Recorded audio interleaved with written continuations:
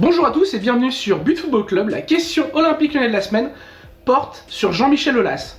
Jean-Michel Aulas qui, après le match face à Montpellier, fatigué par l'attitude des supporters à l'égard de Karl Toko Ekambi, a laissé entendre qu'il pourrait s'en aller. Alors peut-il effectivement s'en aller? À titre personnel, je pense que non. Alors certes, on l'a vu marqué, fatigué, les traits tirés, triste, au bord des larmes, face à nous samedi dernier. Mais il est reparti direct au combat. C'est un vieux lion acharné, Jean-Michel Aulas. Un lion qui peut connaître des coups de mou, mais qui va toujours se rebooster, relancer la machine tout seul. Et c'est ce qu'il a fait directement, en allant gérer la désescalade avec les supporters. Donc il a déjà commencé, il est déjà dans l'après. Par ailleurs, cet après, il le prépare toujours.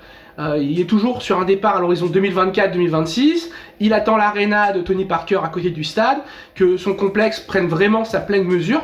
Aujourd'hui, il y a beaucoup de choses qui font que Jean-Michel Aulas est encore très attaché à l'OL.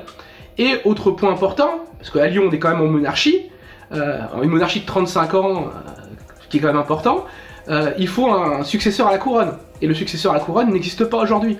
Son fils Alexandre, qui est l'héritier logique, n'est pas tenté par ce type de vie et cette carrière énergivore.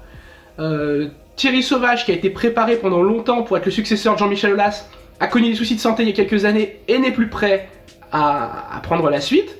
Vincent Ponceau, qui est poussé depuis plus longtemps, depuis une dizaine d'années, lui a d'autres soucis, c'est qu'il n'est pas légitime auprès des supporters et il ne se sait pas aimer, donc il ne sera pas forcément tenté par la présidence de l'OL.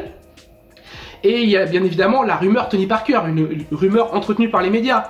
Mais de ce que je sais de l'entourage de Jean-Michel Aulas, ce n'est pas une priorité, parce qu'il a vu comment fonctionne Tony Parker, il a du respect pour Tony Parker, sa carrière dans le basket et sa manière de gérer l'ASVEL, mais il voit aussi que Tony Parker est quelqu'un qui s'éparpille beaucoup. Et Jean-Michel Aulas ne confiera pas son bébé à quelqu'un qui présidera depuis San Antonio, comme McCourt le fait à l'OM depuis Boston, ou que l'Émir Altani le fait depuis Doha à Paris.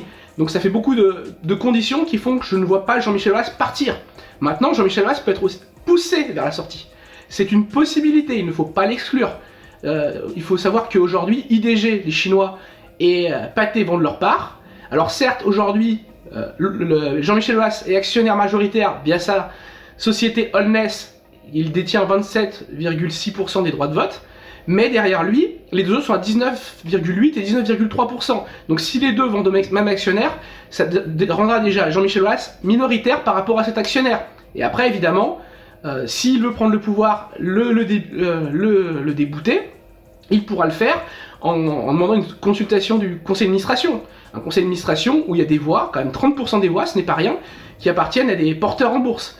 Donc ça fait quand même beaucoup de facteurs qui font qu'un putsch est quand même possible. Mais on n'est pas encore là. Il y a simplement des acheteurs d'Angleterre, des États-Unis, mais pas encore de véritables projets annoncés et sur le devant de la scène. Donc pour l'instant, je ne vois pas Aulas partir ni être poussé dehors. Voilà, c'est tout pour cette semaine. Et n'hésitez pas, comme d'habitude, à nous suivre sur notre chaîne YouTube But Football Club et à cliquer sur la petite sonnette pour vous être alerté de nos dernières vidéos. Voilà, merci, au revoir.